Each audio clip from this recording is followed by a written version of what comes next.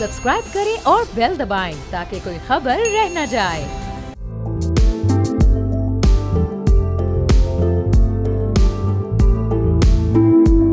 अस्सलाम वालेकुम, मैं हूं बाब जहांगीर। आप देख रहे हैं प्रोग्राम व्यापार के इलेक्ट्रिक बोर्ड ऑफ गवर्नर्स की मीटिंग में अक़लियती शेयर होल्डर्स अल जमी और डेनिम की हठधर्मी के बाइस कंपनी के अहम फैसले खटाई में पड़ गए हैं।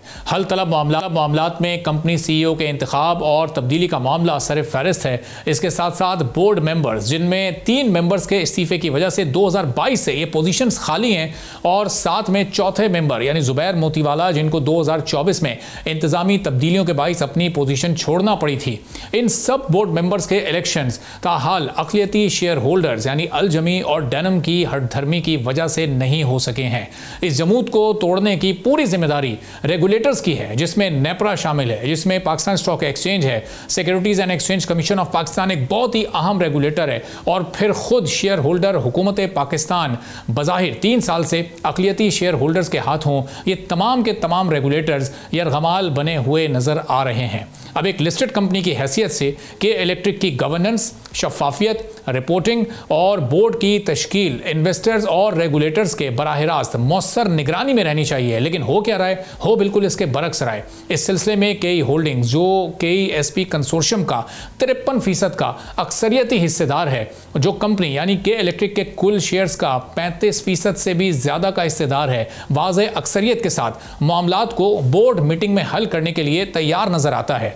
लेकिन दूसरी जानिब अक़लियती शेयर होल्डर अल जमी, जिसका कंपनी के इलेक्ट्रिक में सिर्फ 18% और डेनिम इन्वेस्टमेंट, जिसका कंपनी में सिर्फ 12% का शेयर है, यानी दोनों का मिला के भी 30% ही बनता है। पूरी कंपनी की इंतजामिया पर इस वक्त ये ग्रुप काबिज है। यहाँ स्टॉक एक्सचेंज का किरदार बहैसियत एक रेगुलेटर बहुत ही ज़्यादा अहमियत इख्तियार कर जाता है। लेकिन पिछले 3 साल से स्टॉक एक्सचेंज इस मामले में हमें बिल्कुल लाताल्लुक़ नज़र आती है। अब यहाँ पर सवाल यह है कि स्टॉक एक्सचेंज एक लिस्टेड कंपनी को बोर्ड इलेक्शन के लिए किस तरह पाबंद कर सकता है। एक लिस्टेड कंपनी स्टॉक एक्सचेंज के बुनियादी तकाजे पूरे ना करे तो क्या स्टॉक एक्सचेंज ऐसी कंपनी को डीलिस्ट करने जैसे इंतहाई इकदाम को प्रैक्टिस कर सकता है या नहीं?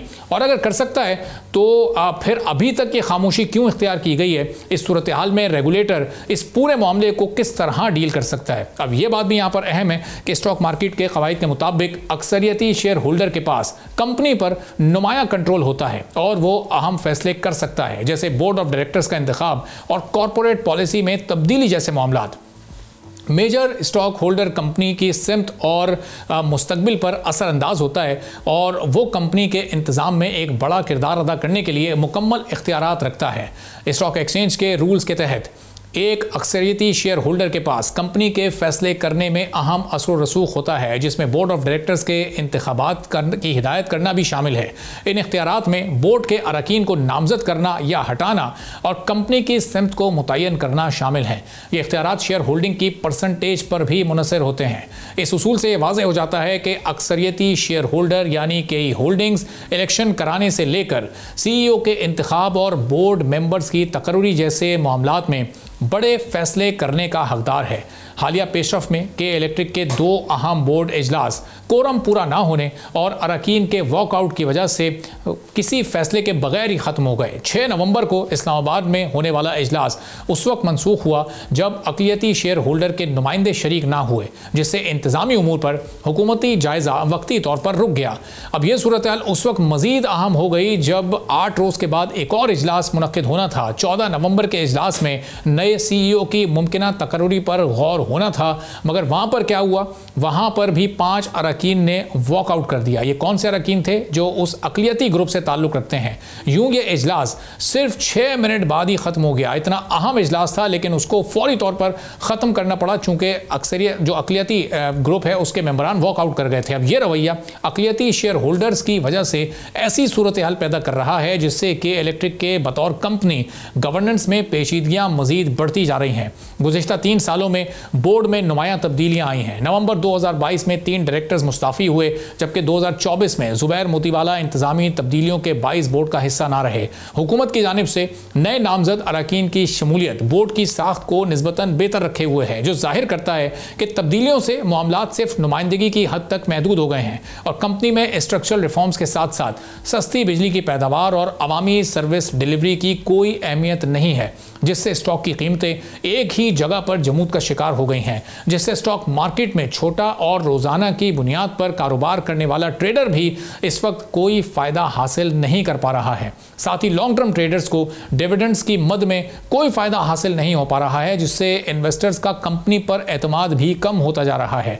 कंपनी के लंबे अरसे से लाजमी करार दिए जाने वाली स्ट्रक्चरल रिफॉर्म्स भी एक जगह पर आकर ठहर गई हैं, जिससे कंपनी में नई टेक्नोलॉजी की अपग्रेडेशन से लाइन लॉसेस का सिलसिला और रिकवरी जैसे अहम मामलात भी मौजूदा हैरेसमेंट के मुर्तकिब CEO मोनिस अलवी की नाअहली का शिकार हो रहे हैं, जिससे कराची के अवाम के साथ साथ सनती और commercial customers SECP, NEPRA, Pakistan stock exchange और हुकूमत की तरफ देख रहे हैं, जो रेगुलेटर और स्टेक होल्डर होने के बावजूद बेबस नजर आ रहे हैं। ये रेगुलेटर्स बहुत कुछ कर सकते हैं, लेकिन 3 साल से इनकी खामोशी कई सवालात को जन्म दे रही है। अब ये जो सूरत हाल है, इस पर इस वक्त रेगुलेटर्स का हरकत में आना, अमल करना और एक्शन में आना बहुत ही ज़्यादा ज़रूरी है। इस प्रोग्राम में हमने दावत दी जो पाकिस्तान स्टॉक एक्सचेंज के CEO हैं उनको भी कि फ़रूख सब्ज़वारी साहब आएँ, अपना मौक़िफ़ यहाँ पर पेश करें, ताकि पता चल सके कि स्टॉक एक्सचेंज पिछले 3 साल में सिलसिले में क्या कुछ करता रहा है, क्या करता आ रहा है और आगे अब उसको क्या करने की ज़रूरत है। उसूल और ज़ाब्ते और क़वानीन पर किस हद तक अमल दरामद हो रहा है। फिर SECP के चेयरमैन आकिब सईद साहब को हमने दावत दी, उनको भी कहा कि वो आकर अपने इदारे का मौक़िफ़ इस प्रोग्राम में बयान करें, लेकिन उन्होंने भी आने से माजरत कर ली। तो ये इंतहाई अफसोसनाक रवैया इस वक्त रेगुलेटर्स का हमें नज़र आ रहा है। बहरहाल इस मामले पर चूँकि अवामी मफाद का मामला है, आने वाले दिनों में भी हम मुस्तकिल आवाज़ उठाते रहेंगे। अभी एक ब्रेक लेते हैं, ब्रेक के बाद वापस आएंगे, एक और अहम मामले पर बात करेंगे।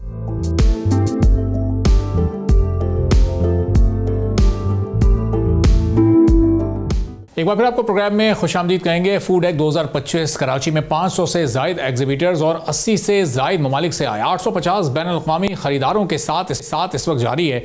आलमी फूड एंड बेवरेज मार्केट 2025 में $8.7 ट्रिलियन तक पहुँचने का इम्कान रखती है और 2034 तक ये $14.7 ट्रिलियन तक भी बढ़ सकती है। अब इस पूरी सूरत हाल में पाकिस्तान अपनी एग्री बेस और ज़रई मसनूआत के साथ बड़ी अहम अपॉर्चुनिटीज़ रखता है, लेकिन मौजूदा सूरत हाल उम्मीद अफजा नज़र नहीं आ रही है और जिसकी बड़ी अहम वजह क्लाइमेट चेंज के असरात से फसलों और दूध की पैदावार पर बुरा असर डाल रही है। मसाला जात के हवाले से अगर हम बात करें तो भारत और पाकिस्तान तकरीबन एक जैसे मौसमी हालात का शिकार हैं, लेकिन दुनिया में सबसे बड़ा मसाला पैदा करने वाला मुल्क भारत है, जो आलमी स्पाइस मार्केट का 40 से 45% हिस्सा रखता है। इसके अलावा वियतनाम ब्लैक पेपर का सबसे बड़ा प्रोड्यूसर है। इंडोनेशिया लौंग और जायफल में नुमाया मकाम रखता है। चीन अदरक और सौंफ जैसे मसाले में बड़ी क़ुव्वत है। पाकिस्तान भी जीरा, धनिया और काली मिर्च एक्सपोर्ट करता है, मगर वॉल्यूम आलमी मार्केट लीडर्स के मुकाबले में बहुत कम है। ताहम इस शोबे में वैल्यू एडिशन, प्रोसेसिंग और ब्रांडिंग के जरिए पाकिस्तान के पास नुमाया तरक्की की गुंजाइश मौजूद है। फ्रेश सब्जियों और फलों की पैदावार के हवाले से अगर हम जायजा लें तो पाकिस्तान अपने आम, कीनू, आलू और प्याज के बाइस खित्ते में एक बड़ी अहम पोजीशन पर है, मगर चाइना, भारत और ब्राज़ील जैसे बड़े ज़रई ममालिक सब्जियों और फलों के मैदान में पाकिस्तान से कहीं ज़्यादा इनोवेटिव और बड़े साइज़ की मार्केट रखते हैं। पाकिस्तान में हालिया वर्षों में प्याज, कीनू और आम की एक्सपोर्ट्स में बेहतरी आई है। ताहम पायदार स्टोरेज, कोल्ड चेन और प्रोसेसिंग की कमी आलमी मार्केट शेयर बढ़ाने में एक रुकावट बनी हुई है। दूध की पैदावार के हवाले से UN के फूड और एग्रीकल्चर के इदारे के मुताबिक पाकिस्तान दुनिया का 5वां बड़ा दूध पैदा करने वाला मुल्क है। सालाना पैदावारी हजम इसे आलमी सतह पर मजबूत मकाम देता है, मगर दूसरी तरफ अगर हम न्यूजीलैंड से मुकाबला करें तो न्यूजीलैंड दूध की टॉप 10 पैदावार में बमुश्किल मौजूद होने के बावजूद $7.8 अरब से जायद की एक्सपोर्ट के साथ दुनिया का सबसे बड़ा दूध एक्सपोर्टर है। जर्मनी, अमेरिका, नेदरलैंड और बेल्जियम इसके बाद आते हैं। इसके मुकाबले में पाकिस्तान का दूध एक्सपोर्ट का निज़ाम आलमी मार्केट के लिहाज से ना होने के बराबर है, जिसकी बुनियादी वजह फिर वही प्रोसेसिंग, स्टैंडर्डाइजेशन और वेट वैल्यू चेन की कमी है। ये शोबा पाकिस्तान में मुस्तकबिल में पाकिस्तान के लिए एक बड़ा एक्सपोर्ट वेंचर बन सकता है। इस साल 300 एग्रीकल्चर ग्रेजुएट्स को चाइना के मुख्तलिफ एग्रीकल्चर यूनिवर्सिटीज़ में एडवांस ट्रेनिंग के लिए हुकूमत की तरफ से भेजा गया। अब इसी तरह से प्रोग्राम के तहत 1000 ग्रेजुएट्स चाइना में एडवांस एग्रीकल्चर ट्रेनिंग हासिल करेंगे, लेकिन इस दौरान पाकिस्तान की साल 2024-25 के माली जो साल गुजरा है, इसके आदाद-ओ-शुमार के मुताबिक एग्री सेक्टर में 0.6% की ग्रोथ हुई है, जो 2% के टारगेट से बहुत दूर है। अब पाकिस्तान के GDP का 24% तकरीबन एग्रीकल्चर पर इन्हिसार करता है, लेकिन हालिया सालों में गंदम, कॉटन और मकई की पैदावार में 13.5% की कमी से इस सेक्टर की परफॉर्मेंस पर बहुत बुरा असर पड़ा है। पाकिस्तान के फूड एक्सपर्ट्स के मुताबिक अगर हम अपनी एक्सपोर्ट्स का कंपैरिजन आलमी मार्केट से करें तो 2023-24 में पाकिस्तान की एक्सपोर्ट्स $8.3 अरब तक पहुंच गई थी और इसमें सबसे बड़ा हिस्सा 3.8 अरब डॉलर की चावल की एक्सपोर्ट का है। आलमी 1.5 ट्रिलियन डॉलर की एग्री ट्रेड में पाकिस्तान का हिस्सा अब भी बहुत कम है। अब ये बढ़ कैसे सकता है और एग्री फूड एग्री जैसे इवेंट से पाकिस्तान को कितना फ़ायदा हो सकता है, इस पर हम बात करेंगे। शाह साहब सदर हैं, सेन आबादकार बोर्ड के, हमारे साथ मौजूद हैं। तो महमूद साहब, बहुत सारे चैलेंजेस हैं इस वक्त पाकिस्तान में एग्रीकल्चर के शोबे को, ख़ासतौर पर क्लाइमेट चेंज, फिर जो इनोवेशन है उसकी कमी है, टेक्नोलॉजी से हम उस तरह से हम आहंग नहीं है जिस तरह बड़ी मईशतें इस वक्त हो चुकी हैं। तो अब ये जो एक फूड एग्री इवेंट हो रहा है, इस तरह के इवेंट्स, इसमें MOU साइन होना, इसमें एग्रीमेंट्स होना, कितना हमारी एक्सपोर्ट्स को बढ़ा सकते हैं और एग्रीकल्चर कितना ग्रो कर सकता है हमारा? जी, आपका बहुत बहुत शुक्रिया। सबसे पहली बात यह कि आपने बड़ा टाइमली प्रोग्राम और बड़ा अहम प्रोग्राम किया ज़राअत के हिसाब से। तो ये खुशाइन बात है कि फूड एंड एग्री एग्जीबिशन एक बड़े उसके स्केल के ऊपर हो रही है। थोड़ा सा जहन में रखिए, आपने जितनी भी बातें इंट्रो में कहीं बड़ी दुरुस्त, कहीं असेसमेंट आपकी ठीक है। एक आपको बात जो आपने 2-3 बातें नहीं कही वो मैं बता देता हूँ। हम कोई 13 मिलियन टन्स फ्रूट्स और वेजिटेबल्स पैदा करते हैं, जिनकी कोई फार्म गेट वैल्यू 3 अरब डॉलर के करीब है। उसका 30 से 35% हम ज़ाया कर देते हैं। 5 से 7% से ज़्यादा एक्सपोर्ट नहीं करते। जहाँ एक्सपोर्ट करते हैं वो आता UAE है और we fetch one of the lowest prices in the world. अब गुजारिश ये है कि जब तक, एक तो आपने बात की, एक तो प्रोडक्शन के चैलेंजेस है ना, देखिए प्रोडक्शन के क्लाइमेट चेंज और वो चैलेंजेस हैं, लेकिन जितनी हमारे पास प्रोडक्शन है भी तो क्या हम उसको दुरुस्त अंदाज में एक्सपोर्ट कर पा रहे हैं? तो उसका जवाब है नहीं। हम ये कहते हैं कि हम खजूर भी 6ठे नंबर पे करते हैं, फ्रूट्स एंड वेजिटेबल में भी हम बड़े प्रोडक्शन में आगे हैं, टोटल प्रोडक्शन यील्ड हमारी कम है और हमारे पास इतना फ्रूट ज़ाया भी होता है, हम प्रोसेस भी प्रॉपर्ली नहीं करते। तो उन चीज़ों की जो रीज़न्स हैं उनको जब तक हम दूर नहीं करेंगे तब तक हम अपने एक्सपोर्ट और जो एक्सपोर्ट के लिए ज़रूरियात है वो पूरी नहीं कर सकेंगे। मैं आपको एक रीसेंट मिसाल बता देता हूँ। पाकिस्तान ने 2 साल पहले $300 मिलियन का तिल यानी सेसेमी एक्सपोर्ट किया सिर्फ चाइना में ही। तो मैंने एक चाइनीज़ को कहा कि आप प्रोसेसिंग क्यों नहीं करते, यानी आप उसको प्रोसेस करें, आप उसको पेस्ट करके सॉस करके वहाँ इस्तेमाल करते हैं तो आपकी ट्रांसपोर्टेशन वेस्टेजेस भी कम आ जाएंगे, तो आप क्यों नहीं करते? तो उन्होंने कहा कि यहाँ का पॉलिसी का फुकदान है। एक आप इस बात से अंदाज़ा लगाएं कि ये सारा रूरल एरियाज़ में काम होना है और अगर वहाँ पे बिजली ही 12-12, 14-14 घंटे नहीं है, आपके पास एक्सपोर्ट की स्ट्रैटेजी मौजूद नहीं है, तो हम किस तरह से इन जगहों पे इन्वेस्ट कर सकते हैं? पॉलिसी का फुकदान होना, जितने भी हमारे पास प्रोडक्शन है, और फिर उसके लिए प्रॉपर इंफ्रास्ट्रक्चर होना, वो 2-3 चीज़ें जब तक हम अपने पास दुरुस्त नहीं करेंगे तो ये आप स्पाइसेस हों, food and agri related, horticulture related चीज़ें आप एक्सपोर्ट नहीं कर सकेंगे। आप दुनिया के 6ठे नंबर पे खजूर पैदा करने वाले मुल्क हैं, लेकिन आप इंपोर्ट कर रहे हैं खजूर। वजह यह है कि आप जो रोज़ा खुलने के वक्त जो आपकी टेबल ईटिंग डेट होती है वो आप प्रोड्यूस ही नहीं करते, आप उसको ड्राई कर देते हैं, जिसको छुआरा कहते हैं। वो one of the lowest quality produce है जो आप एक्सपोर्ट करते हैं अपने मुल्क से।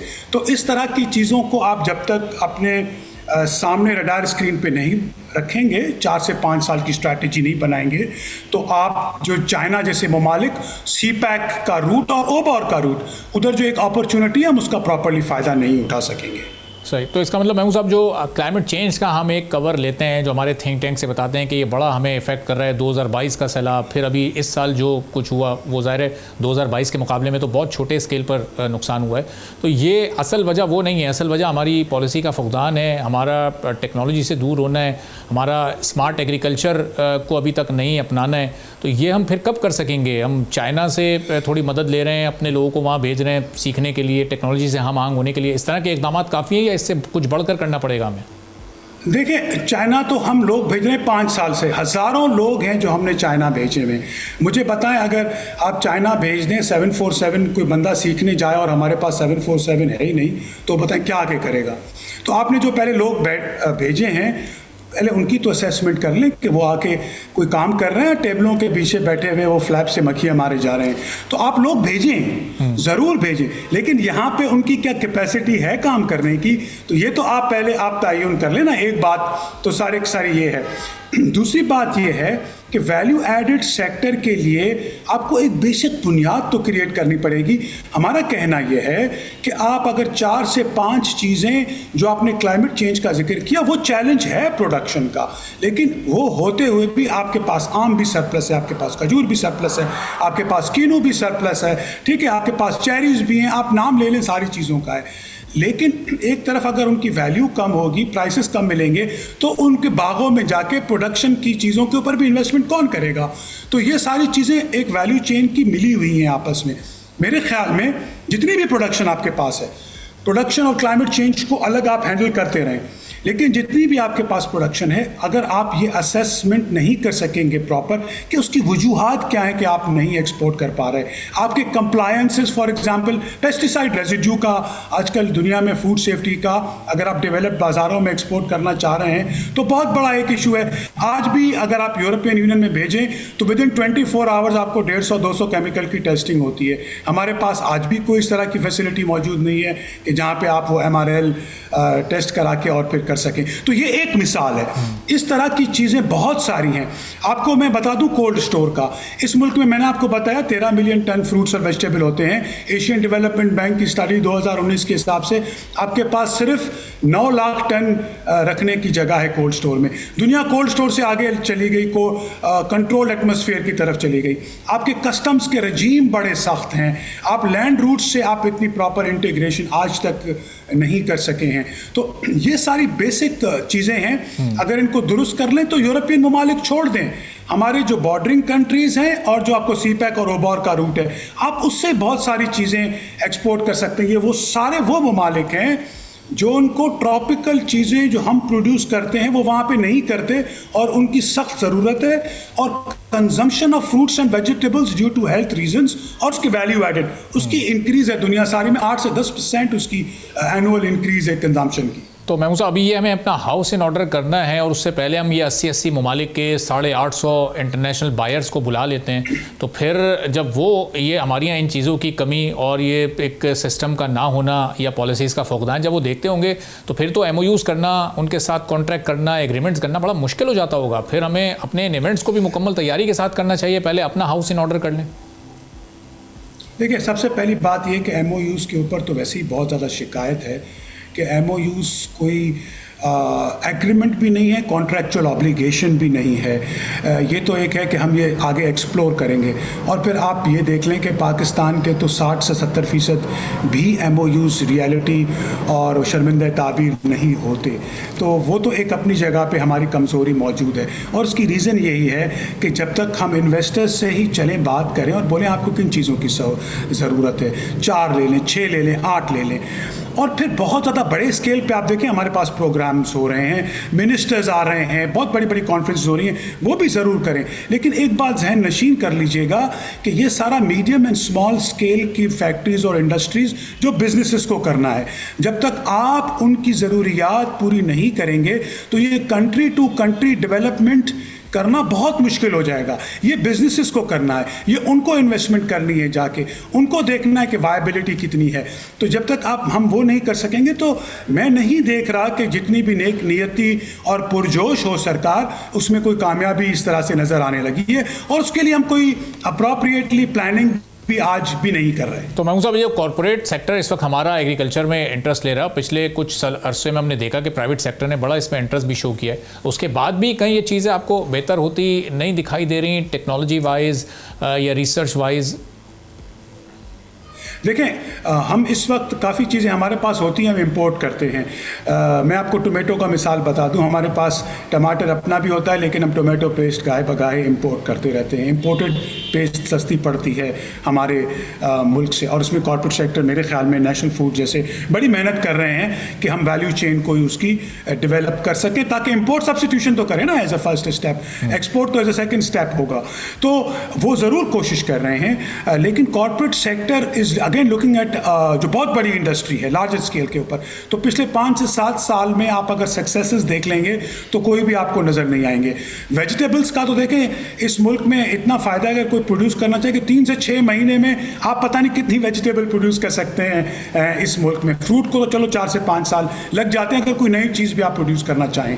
तो टर्न अराउंड टाइम एग्रीकल्चर में प्रोडक्शन का इतना बड़ा नहीं है, लेकिन अगर आपके पास उसकी प्रोसेसिंग, वैल्यू एडेड, स्टोरिंग, उसको रखने की, बाहर भेजने की सहूलियत नहीं होगी तो हम नहीं कर सकेंगे। देखिए, इसमें सरकार को स्मॉल एंड मीडियम साइज़ को फोकस करके, और हमने तो वज़ीर आज़म से गुजारिश की कि क्या मज़ायका है कि अगर आप 5 से 10 अरब रुपए बजट में से रख लेते हैं फॉर दिस वैल्यू एडिशन, और एज आप कोई भी फाइनेंशियल स्ट्रक्चर रख लें, डेट इक्विटी का रख लें, पब्लिक प्राइवेट का रख लें, लेकिन जहाँ पे स्मॉल एंड मीडियम आ सके। अभी तो आप इतनी बड़ी बड़ी जो कॉन्फ्रेंसेस कर रहे हैं वहाँ पे स्मॉल एंड मीडियम साइज़ का आपको कोई प्रेजेंस इतना ज़्यादा नज़र नहीं आएगा। इसलिए हमारी उसमें जो उसमें मूवमेंट है बहुत स्लो है। हिंदुस्तान, वियतनाम का मिसाल बता दूं, 2006 से 2015 तक उन्होंने 10 साल के अंदर अपनी एक्सपोर्ट $500 मिलियन से बढ़ा के और वो $2.2 बिलियन कर दी थी, और अभी वो $2.5 अरब को क्रॉस कर रहे हैं। तो उन्होंने इंफ्रास्ट्रक्चर डेवलप किया, अपने स्मॉल एंड मीडियम साइजेस पे जाके उन्होंने फोकस किया, उनको क्रेडिट प्रोवाइड किया, उनको ग्रांट्स प्रोवाइड की, तब जाके ये डेवलपमेंट होती है। इस तरह से डेवलपमेंट आपकी करना बहुत मुश्किल है। क्लाइमेट चेंज के जो खतरात हैं और जो हैं वो अपनी जगह पे, वो एक अलहदा बहस है, लेकिन ये चीज़ें हमारे पास बहुत इंपॉर्टेंट हैं जिसकी तरफ आपने जिनकी निशानदेही की। बहुत बहुत शुक्रिया महमूद नवाज शाह साहब, सदर सिंध आबादगार बोर्ड, हमारे साथ मौजूद थे। गुफ्तगू एक ब्रेक लेते हैं, ब्रेक के बाद वापस आएंगे, एक और अहम मौजू पर बात करें।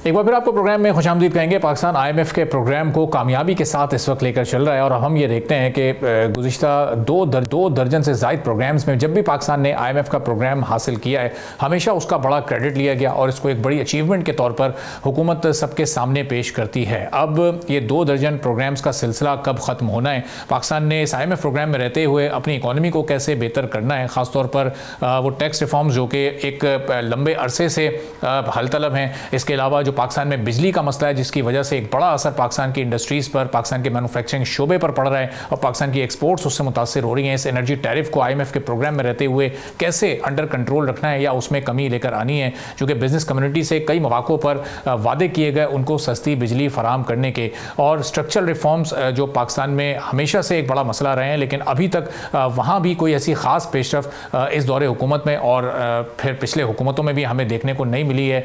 तो इस प्रोग्राम की कामयाबी या इसके जब मुकम्मल ये प्रोग्राम होता है तो उस वक्त पाकिस्तान की मईशत किस दौराहे पर खड़ी होगी और कितनी बेहतरी आने की उम्मीद है और वो किस तरह से आ सकती है, इस पर हम बात करेंगे। फ़ारूक माहिर माशियात हमारे साथ मौजूद हैं। बहुत शुक्रिया फ़ारूक साहब, प्रोग्राम के लिए आपने वक्त निकाला। अब हम देखते हैं कि जब IMF के प्रोग्राम में हम होते हैं हमारी हुकूमत होती है, तो फिर बहुत सारे जो डिसीजंस होते हैं वो उनकी अप्रूवल से, उनकी मर्ज़ी से मशरूत होते हैं, और ज़ाहिर है पाकिस्तान में बिजली का मसला है, कॉस्ट ऑफ डूइंग बिजनेस एक बड़ा इशू है, पाकिस्तान में टैक्स कलेक्शन और फिर टैक्स रेवेन्यू और टैक्स बेस को बढ़ाना कैसे, ये एक बड़ा इशू है, प्राइवेटाइजेशन आगे होनी है। तो कितना मुश्किल हो जाता है इस प्रोग्राम में रहते हुए किसी भी मईशत के लिए फलना फूलना। देखिए, आपने अपने सवाल में बहुत कुछ कह डाला है। आपने कहा कि 2 दर्जन से ज़्यादा प्रोग्राम हैं और उनकी बात सुनी जाती है। तो 2 दर्जन प्रोग्राम्स हैं, पिछले कोई 60-65 साल का अरसा है, उन्हीं की बात सुनी जाती है। तो नतीजा तो आपने देख लिया कि क्या हुआ। देखिए, IMF के चार्टर के अंदर कहीं ये नहीं लिखा कि उन्होंने अपने किसी मेंबर मुल्क की मईशत को सीधी पटरी पे चलाना है।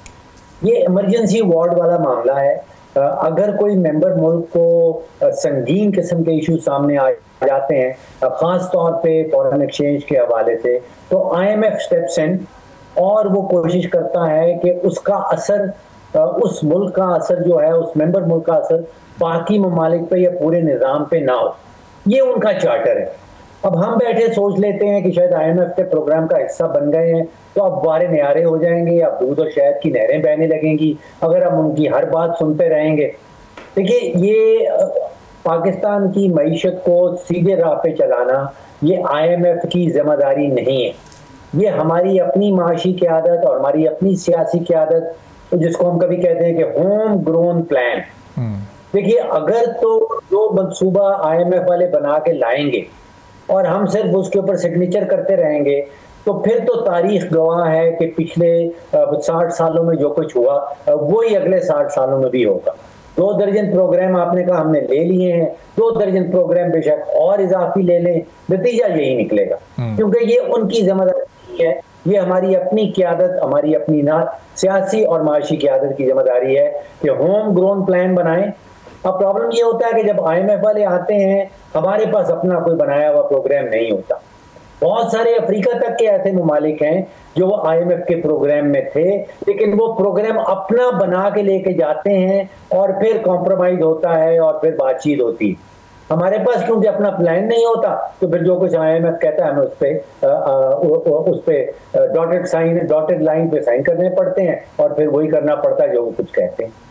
तो फॉर साहब, ये इस साल तो हुकूमत ने एक माशी प्लान बनाया भी, अगले 5 साल के टारगेट्स भी सेट किए, लेकिन ज़ाहिर है जो उसके तकाज़े हैं फिर वो उस तरीके से नहीं पूरे किए जा रहे। रिफॉर्म करने से तो हमें यकीनी तौर पर IMF नहीं रोकता, वो तो खुद ही कहते हैं कि प्राइवेटाइजेशन करें, टैक्स के हम वो टारगेट्स उनको बता देते हैं कि फिर वो हमें 1 साल में पूरे करना मुश्किल होता है, फिर बाद में हमें उसको रीएडजस्ट करवाना पड़ता है। तो ये रिफॉर्म्स नहीं हो पा रही हैं, इसमें भी IMF का कसूर है या फिर हमारी यहाँ की मैनेजमेंट, स्टेक होल्डर्स, जो डिसीजन मेकर्स हैं, ये उनकी इस वक्त गफलत है?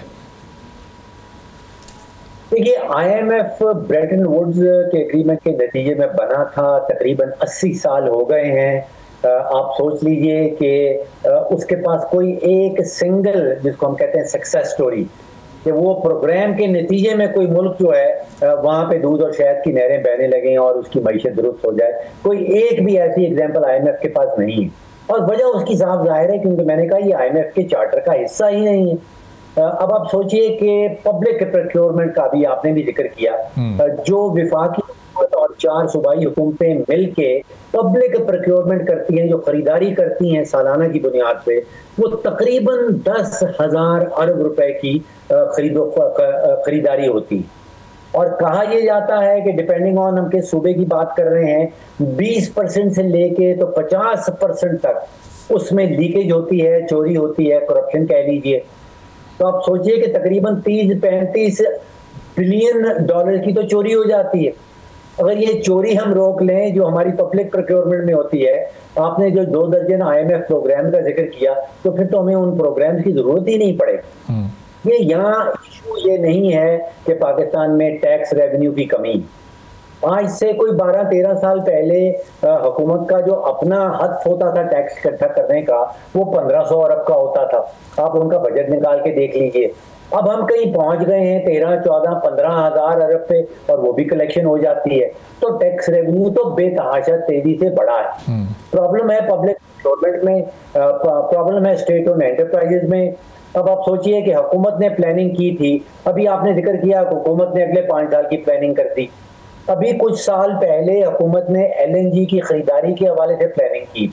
बिल्कुल। अब इस वक्त हमें बताया जा रहा है कि तकरीबन 177 कार्गो ऐसे हैं जिनकी हुकूमत ने वादा कर रखा है कतर से और दूसरी कंपनियों से खरीदारी का, और लेकिन पाकिस्तान को उसकी जरूरत नहीं है। अब उसमें तकरीबन 2 से 2.5 बिलियन डॉलर का नुकसान होगा। तो ये नुकसानात हैं जो हुकूमत के फैसला साजी के बाद नजर आते हैं, और हम कह रहे हैं कि ये हुकूमत मजीद फैसला साजी करे।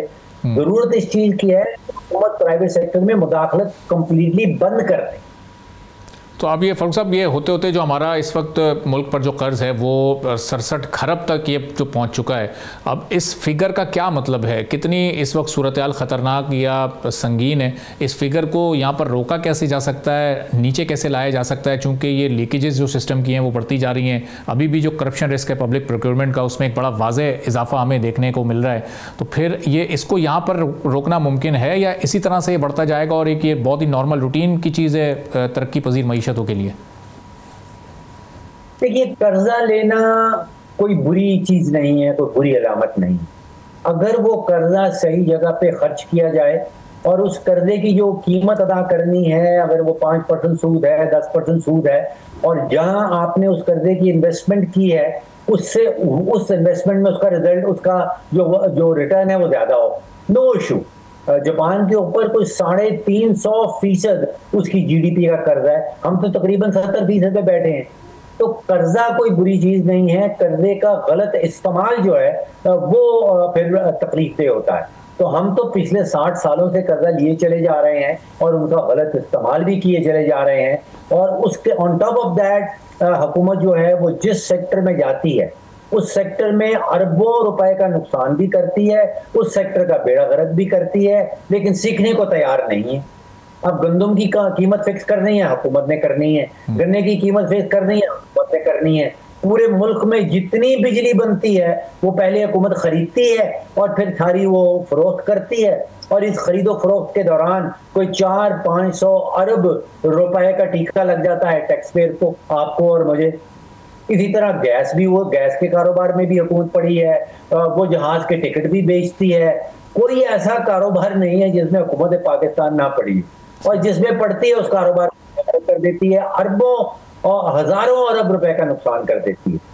तो नुस्खा तो बड़ा सिंपल है, हुकूमत हुक्मरानी करे और बिजनेसेस ना करे। तो फारूक साहब, ये जो एक प्राइवेटाइजेशन की इस वक्त फहरिस्त है जिसमें PIA सर फहरिस्त है, उसके बाद कुछ डिस्कोज हैं, उसके बाद और मुख्तलिफ जो हमारी इंडस्ट्रीज़ हैं उनको प्राइवेटाइज करने की तरफ हुकूमत जा रही है, तो ये अगर 2-3 साल में हम कोई 1-2 अच्छी मिसालें कायम करने में कामयाब हो जाते हैं तो उससे कोई बेहतरी हो सकती है इस पूरी सूरत हाल में? हमारी मईशत पर जो इस वक्त बोझ है SOEs की सूरत में, तो ये इसमें कोई बेहतरी की उम्मीद हम कर सकते हैं? देखिए, PIA को एक केस स्टडी समझिए।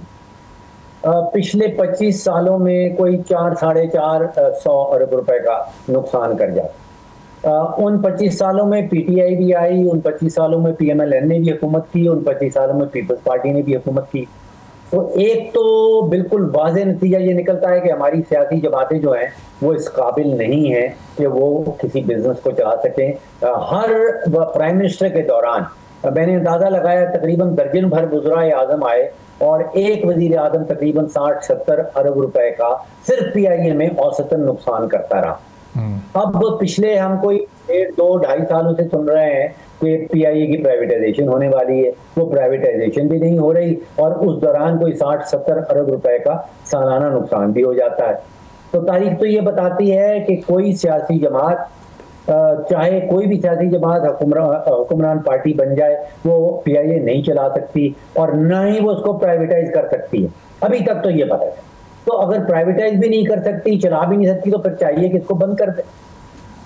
सही, बहुत बहुत शुक्रिया फारूक सलीम साहब, माहिर माशियात हमारे साथ मौजूद थे। गुफ्तगू आप इसी के साथ नाज़रीन आज के प्रोग्राम से इजाज़त दीजिए। अल्लाह हाफ़िज़।